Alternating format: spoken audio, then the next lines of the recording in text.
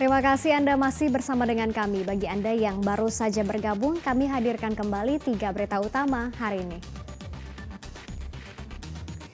Berupaya gagalkan pencurian sepeda motor, seorang mahasiswa di kota Semarang duel dengan pencuri hingga terluka.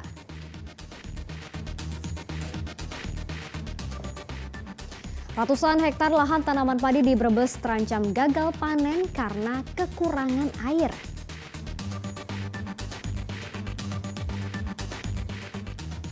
Harga paket sembako lebih murah dibandingkan dengan di pasar. Warga Kota Tegal menyerbu pasar sembako murah.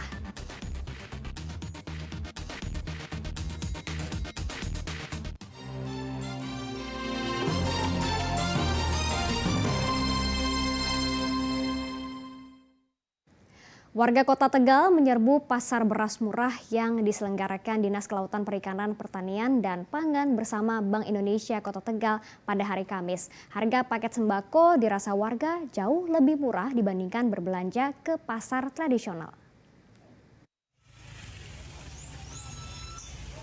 Para ibu rela antre untuk mendapatkan beras murah di Pasar Langon, Kota Tegal, Kamis pagi. Pasar murah diserbu warga karena paket sembako yang ditawarkan jauh lebih murah dibandingkan berbelanja ke pasar tradisional.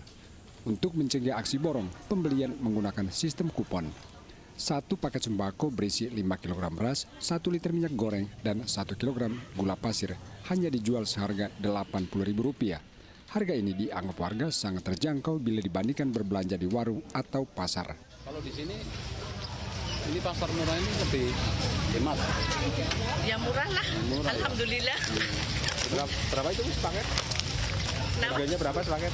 Sepaket 80. Di sini cuma bisa beli 1 kupon aja. Iya, ya 2 boleh. Iya. Kalau mau ngantri lagi. Itu siapa?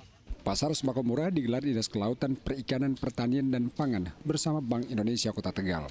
Pasar murah diharapkan bisa membantu masyarakat sekaligus untuk menstabilkan harga beras. BBM itu lebih kepada untuk keterjangkauan, selain keterjangkauan harga, juga keterjangkauan untuk mendapatkan akses pangan. Di kali ini diselenggarakan di pasar, periode yang lalu kita ke TPI, tidak di pasar, karena di sana pusat keramaian juga. Kemudian beberapa kali nanti kita di event-event dinas kita selenggarakan.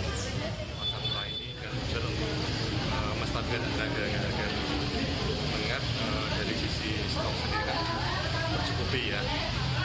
Keterjangkauan untuk harga itu bisa dirasakan oleh masyarakat. Hanya dalam hitungan jam, 500 paket sembako terjual habis.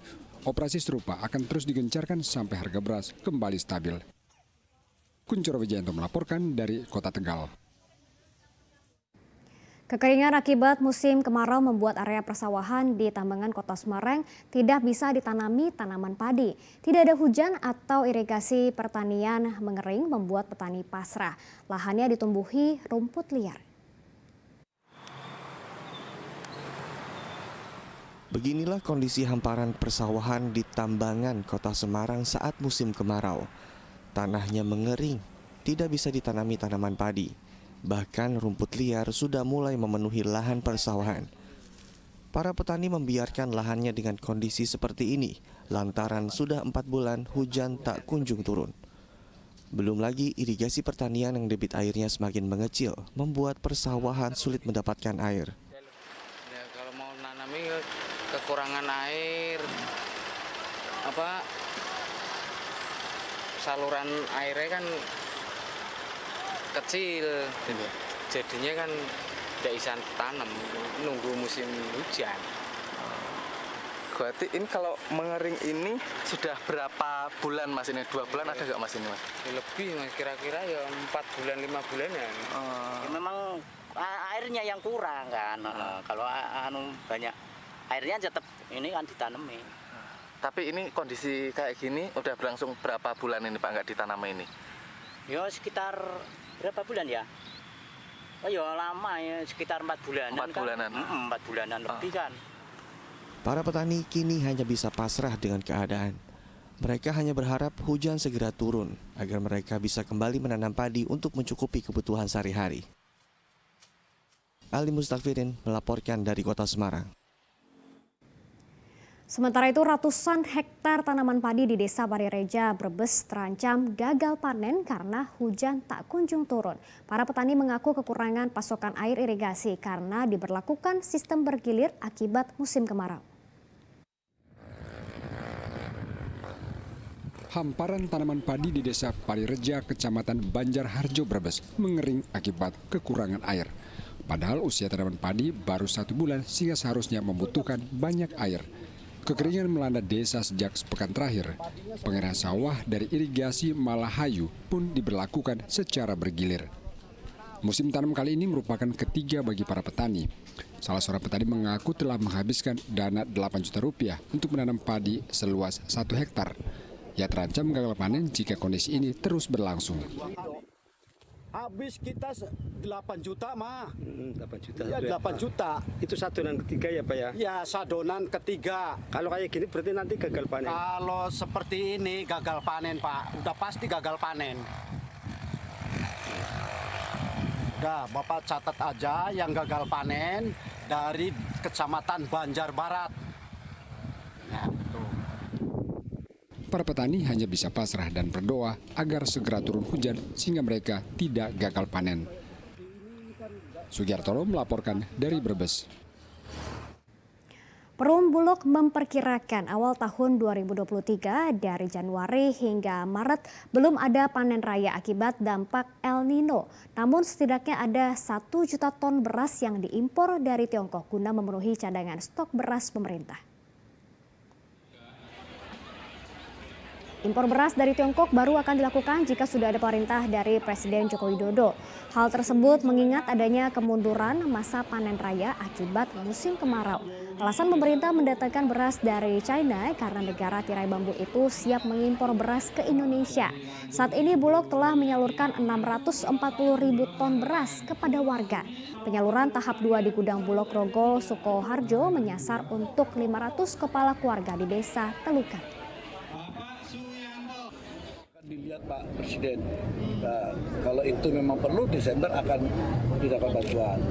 Tapi beliau sudah menyampaikan kemarin waktu di Kerawang, ya kan, beliau akan menyalurkan kembali bantuan itu Januari, Februari, Maret. Karena prediksinya Januari, Februari, Maret itu belum ada panen raya.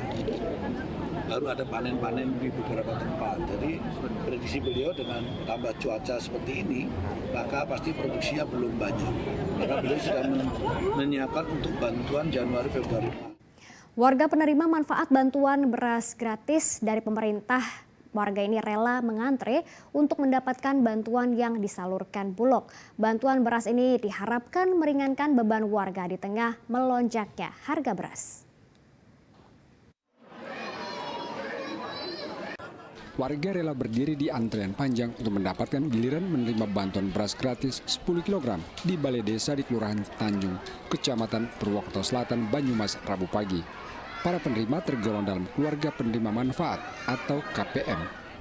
Guna mencegah penumpukan, pihak Bulog memberikan kupon antrean kepada warga sehingga tidak perlu berebutan. Total ada 500 keluarga penerima manfaat yang mendapat bantuan. Bagi penerima, bantuan ini sangat berarti karena uang belanja beras bisa dialihkan untuk mencukupi kebutuhan sekolah anak-anak. Alhamdulillah bisa membantu. Memang lagi mahal beras? Mahal 13.500. Terus Ibu ada perubahan nggak beli beras dikurangi atau gimana gitu? Ya, dikurangi. uang belanja kan bisa dialihkan ke itu anak sekolah, buat sangu apa buat itu biaya sekolah gitu. Tapi kalau beras mahal kayak gini gimana Bu? Ya susah sih. Susah Ibu? Iya. Biasanya sehari, oh gitu. Sehari berapa kilo belinya itu? Ya, 1 kilo. 1 kilo. Iya. Tapi beras mahal kayak ini dikurangi nggak belinya? Ya dikurangi. Dikurangi Bu ya? Iya. Ngirit Ibu? Iya ngirit.